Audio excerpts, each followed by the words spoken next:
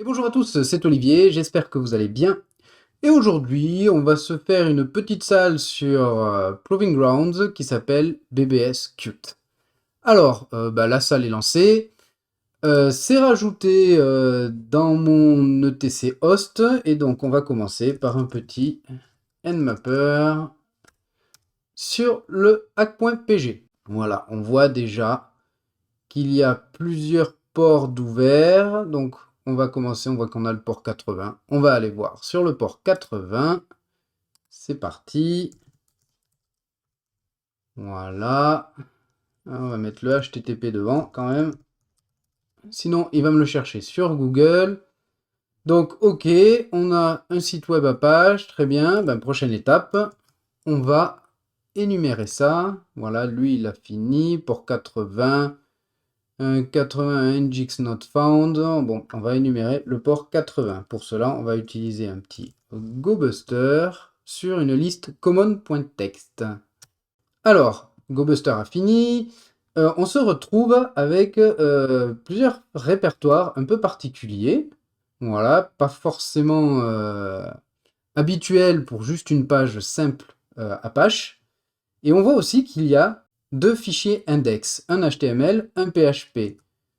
Donc celui-là, c'est le HTML. Et donc on a un fichier index.php, et si on l'ouvre, on tombe sur complètement autre chose. Un petit Qt and News powered by.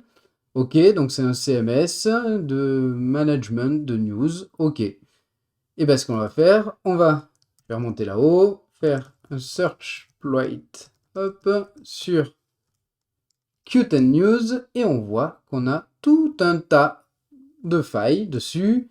La version 2.1.2, on l'a 2.1.2. Tiens, hop, on va le faire.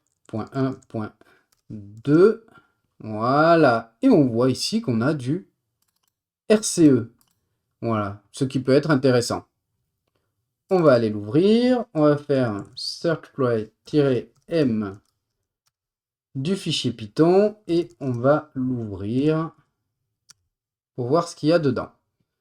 Alors, dans ce fichier Python, il y a quelques changements à opérer. Parce que ici, par exemple, on voit qu'il nous dit son adresse IP /qtnews/ et tout le reste. Le fait est que nous, ici, c'est directement à la racine du site.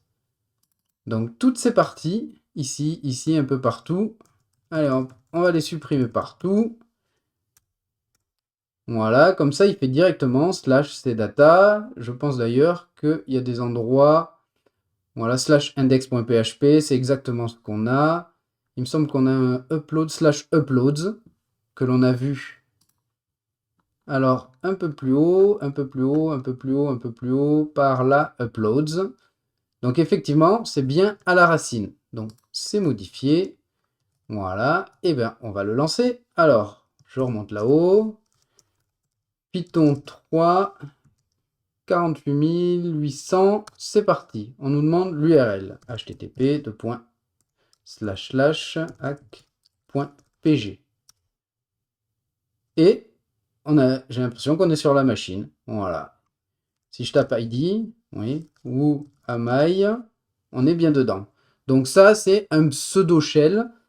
On va en profiter pour obtenir un reverse shell dessus.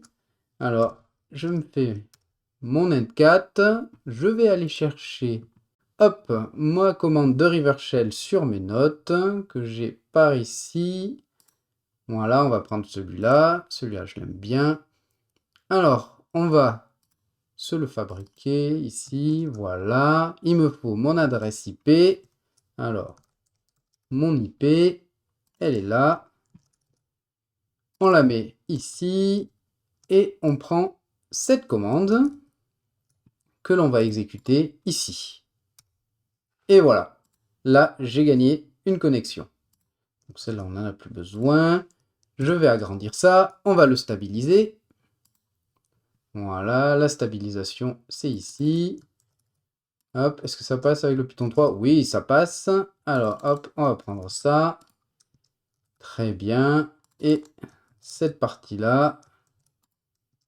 Voilà, plus le petit alias. Voilà. Donc, on y est. Donc, maintenant, à la recherche des flags. Hop, on remonte là. Ici, il y a quoi? Est-ce qu'il y a quelque chose? Non. Ok, c'est pas bien grave. On va essayer de monter en privilège. Si je tape un sudo-l, là, on voit que l'on peut exécuter une commande sans mot de passe. Très bien. C'est quoi ce fichier? Si on le regarde, on voit qu'en plus, il est SUID. Donc techniquement, on doit pouvoir devenir root avec. Donc c'est hping 3. On va sur GTFO bin. Voilà. hping 3, SUID. Et donc, de ce qu'on me dit, avec le SUID, il suffit de lancer le hping 3 et de taper cette commande. Et bien c'est parti. Alors, on va prendre celui-là, on va le lancer. Il se passe quelque chose. On va prendre cette commande. Voilà. Et là, si je tape who am I, je suis root. Très bien. Donc je vais remonter. Ah, je peux pas remonter là-haut. C'est pas bien grave. Ben, ce que l'on va faire, c'est que maintenant, on va chercher les flags. Pour cela, un petit find slash name étoile.text. C'est parti. Voilà, il nous retourne quelques fichiers, pas tant que ça. Donc ici, on a le flag user. Et hop, ici on a... Ah oui, ça c'est les faux flags. Si je fais ça, j'ai your flag is in our file. En fait, donc il est là. Je peux faire un cat de celui-là. Et j'obtiens un flag, le flag user. Et le flag root, en fait, tout simplement. Alors attends, est-ce que je peux faire un petit clear? Voilà. Et le flag root, cd slash root ls cat proof.text. Et on a le flag root. Voilà, voilà. Très simple. J'espère que ça vous a plu. Et je vous dis à très bientôt. Tchuss!